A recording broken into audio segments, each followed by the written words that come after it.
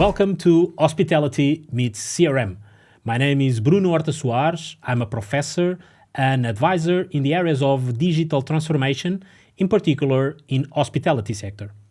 And I'm Diogo Rebelo. I manage the HubSpot CRM practice at Find More Solutions. In today's episode, we'll talk about a very common and famous topic in the hospitality industry, loyalty.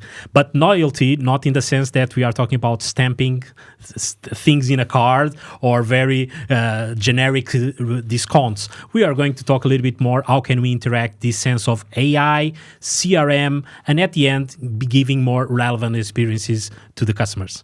Let's go for it.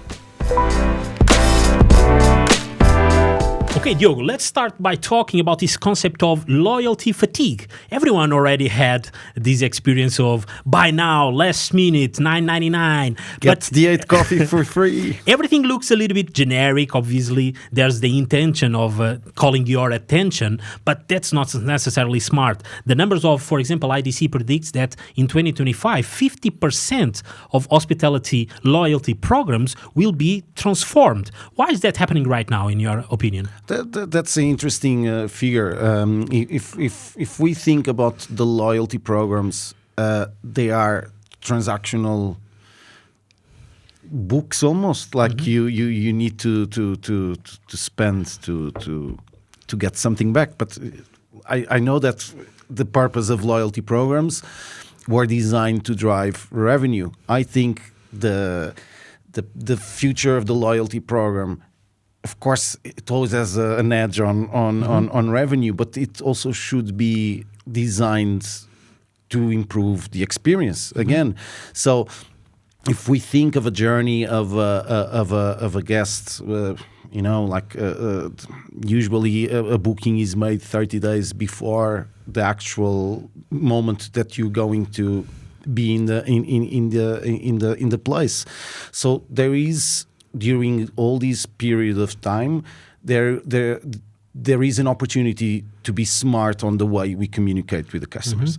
That starts by us understanding what type of customer I have, if I have a business customer, if I have a personal customer.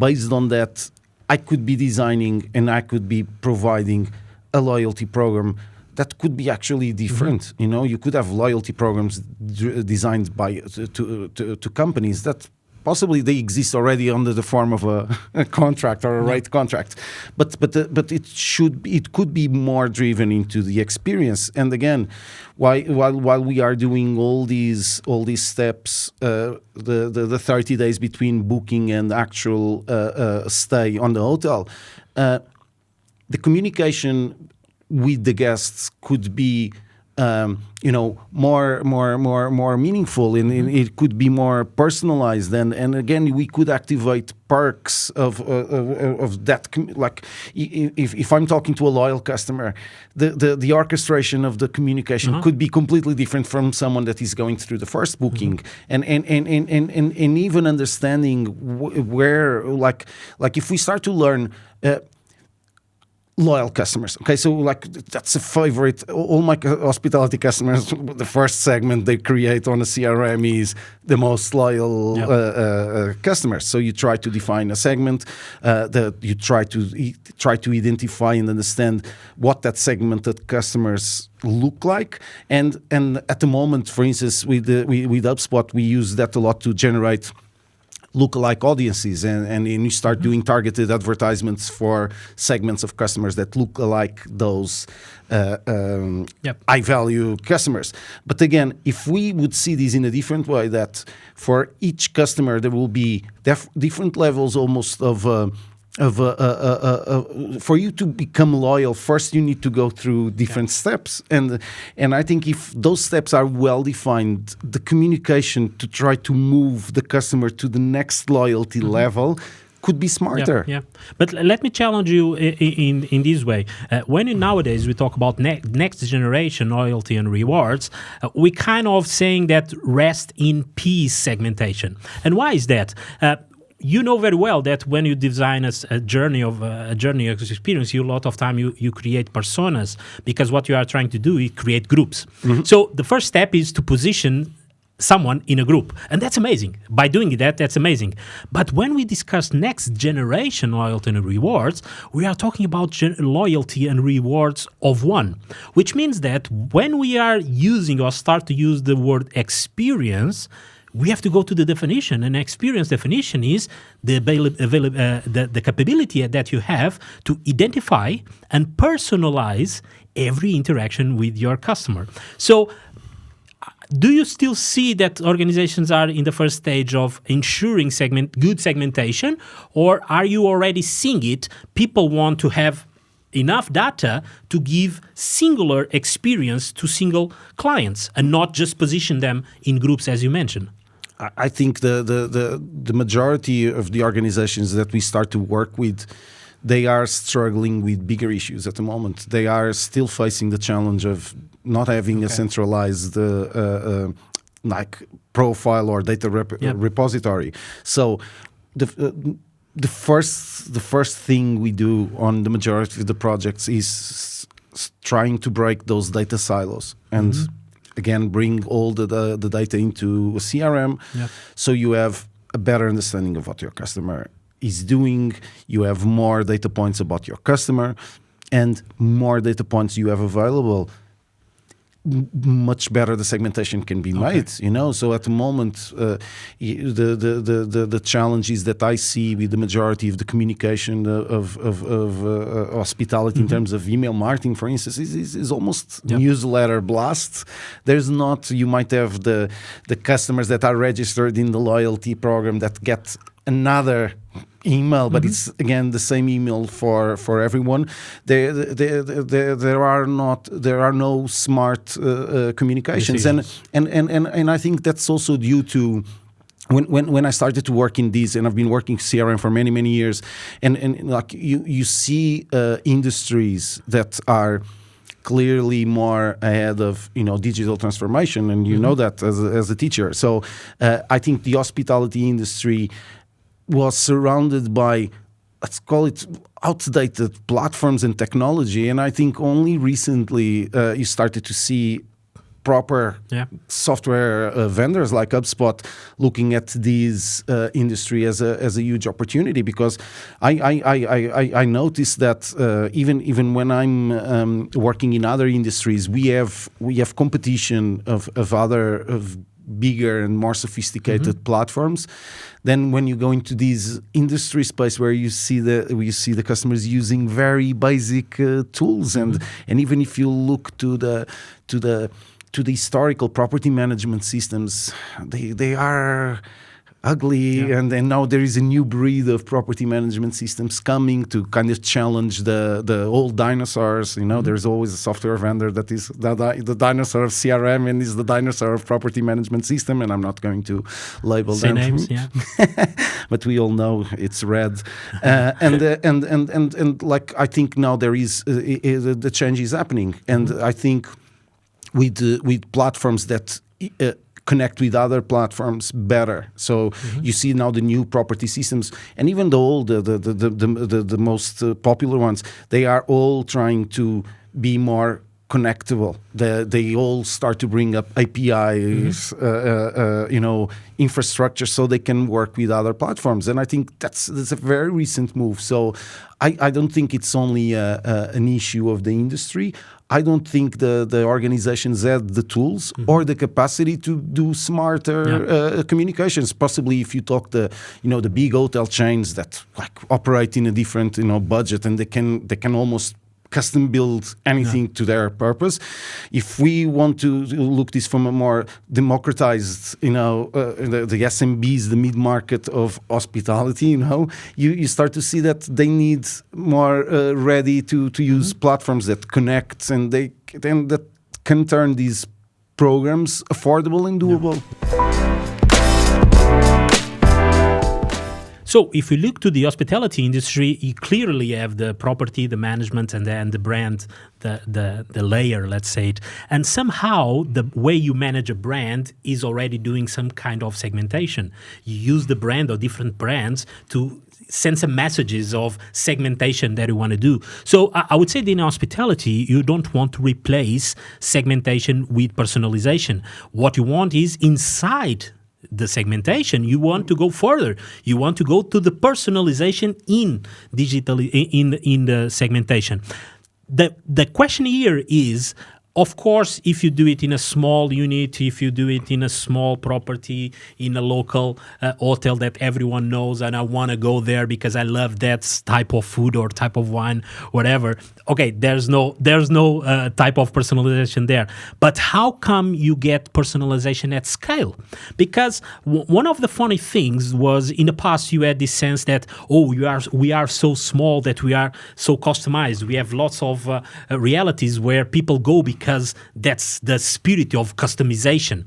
And then you have the mass market. You have the big units. Every standardization is the key. The question here is, what I'm seeing is sometimes the small ones want to grow.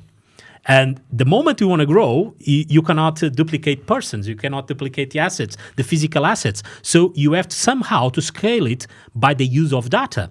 But the biggest challenge for the smaller units is exactly the fact that the bigger ones are getting smaller in a sense of experience. I used to say a lot to my students that when you enter in a cafe or a cafeteria or something, and someone asks you, "Oh, will be the use that you take every day, Mr. Bruno?" That's a good experience because they know my name, they know what I like, they know the type of coffee that I enjoy, but they cannot scale it. And in the past, if you go to a big chain of food or whatever, they typically give you the menu 1, menu 2, menu 3. But what you are seeing is with data, with more platforms, you are seeing these ones asking you for the name, asking you, do you want to eat the same? Do you eat the last time? So the small ones cannot scale, but the big ones are getting smaller in a sense of personalization. Do you see that as an opportunity to CRM to be able to scale the small ones, but get the big ones also a little bit more personalized in the way they interact with the customers? The personalization, I know what you were trying to say about personalization and segmentation or personalization inside segmentation, but I think for you to personalize, you need to segment first. That's a fact. Okay, so what I think is, again, going back to the data issue, and again, it's always a data issue. More data I have, more precise I can be about my segmentation. Okay, but we don't need to do macro segmentation. We could do micro segmentation. So I could have bigger segments of customers, and then I could have behavioral segments that imagine is based on what you usually buy or what you usually book or any other criteria or pattern of information that you find useful. And then what you do is you start combining them. And when you send, and for instance, HubSpot is brilliant doing that. For instance, if I'm planning an email campaign, I could say, okay, let's use a very basic scenario so everyone can understand. Like, I'm going to email all my customers that are aged between 40 and 30, okay? And I have an email ready, a campaign.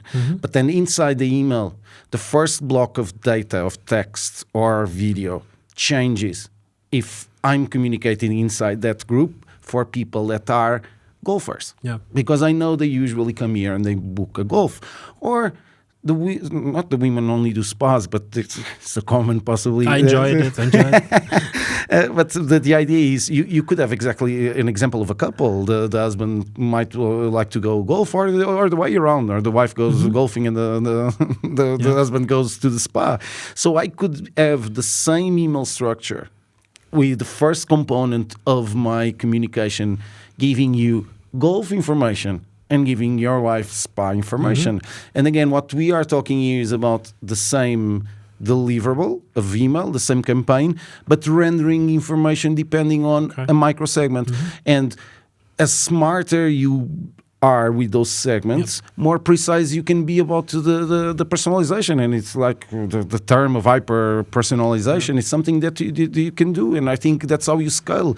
And for larger organizations that might have the chance to collect way more data, then they have more ways of being more personalized, But we are seeing, for example, there's a use case that is talking about augmented, let's say, guest loyalty. And the most important fact that nowadays you are looking to loyalty, not just as a loyalty by repetition, that in the past, if you repeat a lot of time the same habit or the same staying, or you kind of being rewarded because you did many times the same thing. The fact that you nowadays have data, you can adapt, you can interact, you can actually understand the change of habits. And that position you not only in the sense of the repetition, but aren't you nowadays rewarding all the journey? Because in the past, maybe you were rewarding the stay. But now you have to reward the type of booking complemented by the type of stay, but complemented to after the stay. So how can we see this journey all together to reward not only the transactional interactions, but all the journey? Like again, we need if we have those data silos like in one place, again, a CRM, those things will be easily done. Let's put an example. Imagine if I have, when we were talking initially about the loyalty topic and the journey of loyalty. Let's put it this way. Like we use this a lot in the manufacturing space. We call the RFM analysis. So it's you measure customers by recency, frequency, and monetary value. And these three data points start to create like segments of customers that are basically customers that are loyal, someone that is about to churn or to sleep or to stop repeating their behavior. So if you start to understand that a customer, to become a loyal, first he has to repeat 2 times, and then he needs to come 3 times, because there's that element, a loyal customer has to return, So if you manage this, all these if you know which these steps are, you could push the customer to go to the next step through rewards. And imagine you've been in our hotel for 3 times these last 3 months. You come for the 4th time. If my system sees, our suites are actually not booked, why not to let's upgrade to Bruno. Let's take Bruno to the next step of loyalty, and that's smart. Possibly it doesn't cost much the business, and I think those are the things, and driving that efficiency that we are always talking about.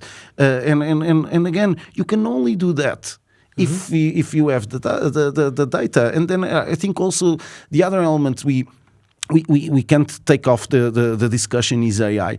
AI, it's a bit like a hot topic and everyone talks about it. But if we think about the way I look at AI is it's like and the way the market is seeing AI is you have a program that is doing one mission. Okay, now we usually call them agents, and they are becoming smarter, and the models that train the agents are getting smarter and smarter and smarter. So there will be a point that just having that data in a place that those agents can start to learn and improve, they will start giving you feedbacks and angles of the data that you are collecting that you're not even seeing.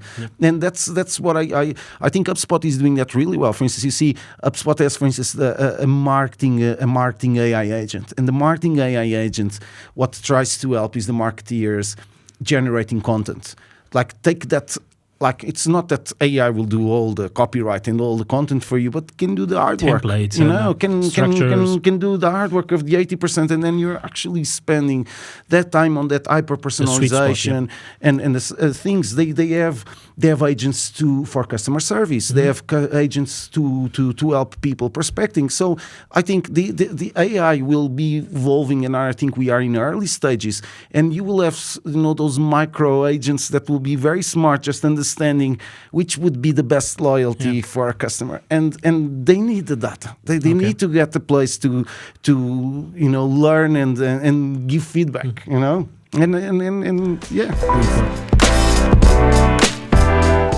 So what you are saying is many of the organizations that you are working with are still in that point, and I think that's critical, that you have an operation, but sometimes you have people that stay in your company, stay in your hotel, go to your restaurant, and they are just visiting you. They are not actually customers, or they are not clients.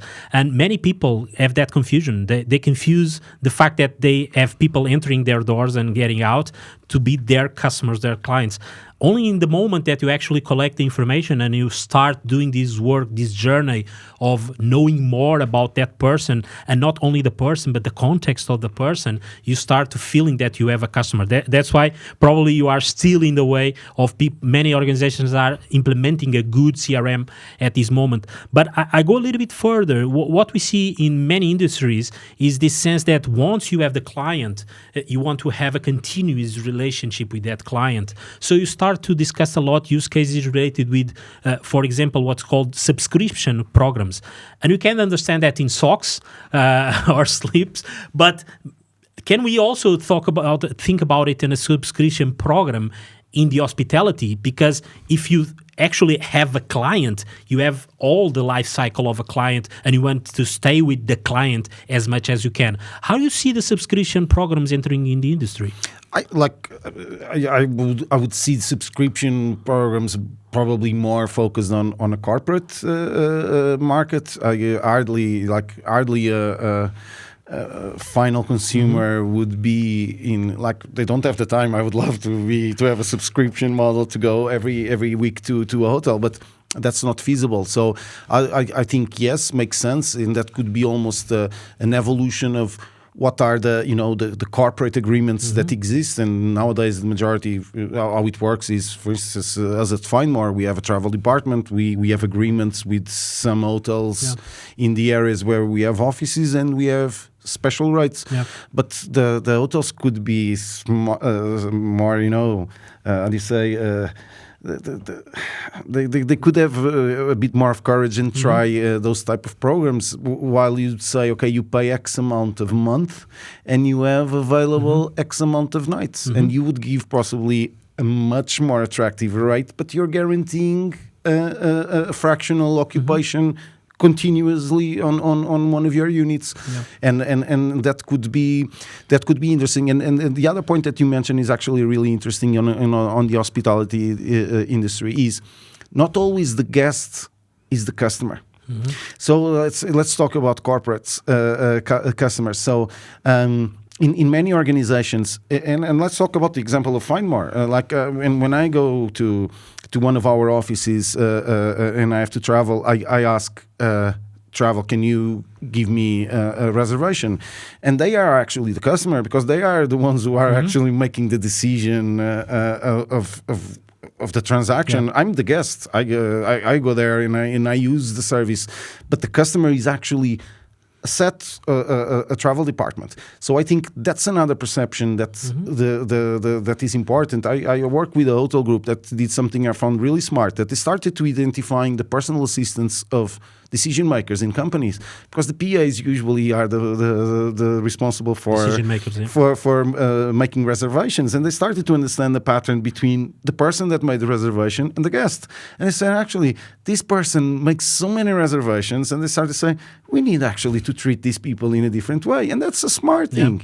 That's a great example on how companies, through understanding data, start to do smart and clever decisions, But the fact that nowadays you are trying to keep as much as you can connected, and when I was saying subscription programs, we always think about the big things, the booking, the staying. But you can also, if you are actually in a program of rewards or loyalty, this subscription can be, for example, for food and beverage. You can have packages that actually are designed specifically after you already have booked that client. And here, again, maybe you lost cost a little bit of money in the bookings before they arrive to the hotel. But once they enter, if you know the environment of that stay, you can have these programs that, okay, you can subscribe an all-inclusive and we take you here or there. Again, the fact that you are positioned this in a CRM and not in the hotel management system, you are saying that every decision that you make, every data that you collect, you want to transform that data in value. And the fact that you are putting the center of attention in the client, you want the client to be loyal. You actually are not following about repetition. You are almost reaching the experience, the feelings, what they are feeling. As you say, if you travel to the same hotel, one time with family, other time without family, one time in corporate, one time without corporate, hotel gets a little bit confused. But this is not nowadays. This is the world. We are not. No. We are traveling so much. We are going so many times to the same restaurant. And we use different apps while we're doing that correctly. Yeah. And the fact that you are centralizing that probably in a CRM will give you that ability to see not only the client but the context, the relationships. Yeah. So one thing I love, and I always show that as an example when we are talking to prospective customers in the hospitality industry, is how it's important to connect the dots.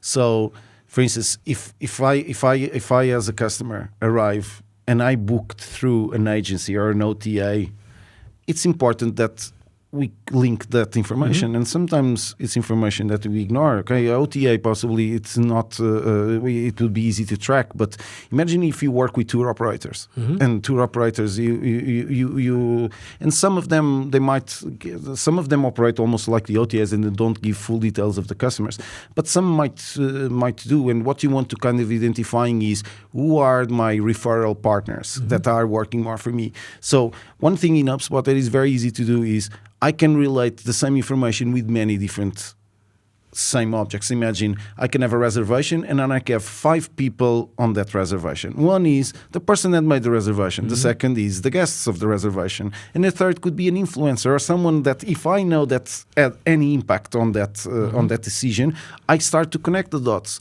And by understanding that, like again, you're joining dimensions of data that allow you to do again, smarter things like that example of the PA that we were talking about. And as you mentioned, most of those examples that you're giving is not about attraction. It's about, okay, he's already here, but I want him to come back. So this is the sense of continuous involvement with the client, and not only with the client, but all the ones that are related with that reservation. So do you think that the CRM also allow you not to think only in the before arriving to the organization, but also what's next? And sometimes people get so excited, okay, you already come, that they don't realize they need to keep him in a loop of coming more. But that's almost what we were talking about, giving perks. And if I know that the customer to become an extremely loyal customer has to go through a set of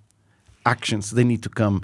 We know that after 5 stays, the customers then come here and they never leave this again. Okay, so if I know that my trigger point is to get to those 5 stays, I have to put everything in my strategies to make the customer move to that behavior.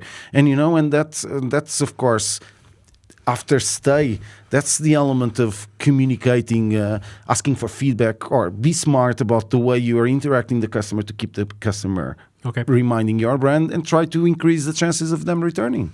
Okay, I think today we learned that these loyalty and reward programs are no longer about plastic cards or 1-year discounts.